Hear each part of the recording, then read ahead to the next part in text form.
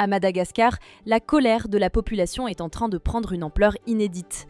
Depuis plusieurs semaines, les habitants de la capitale, Antananarivo, mais aussi d'autres grandes villes, sont confrontés à des coupures répétées d'électricité et d'eau. Ces pénuries, qui paralysent le quotidien, ont provoqué un profond ras-le-bol. En réaction, des manifestations se sont organisées, parfois à l'initiative de collectifs citoyens, dont le mouvement Genzem Madagascar, composé en grande partie de jeunes.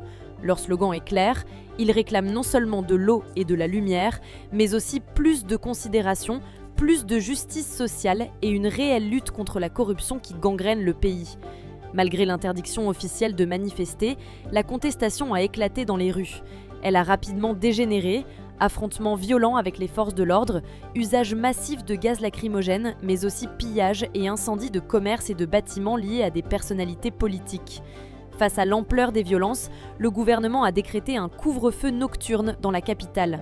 Dans le même temps, le président Andry Rajoelina, alors en déplacement à l'étranger, a annoncé le limogeage de son ministre de l'énergie qu'il jugeait incapable de répondre à la crise.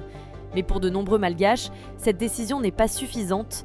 Au-delà des problèmes d'eau et d'électricité, ils dénoncent la pauvreté persistante, l'inflation, le manque d'opportunités pour la jeunesse et une corruption généralisée.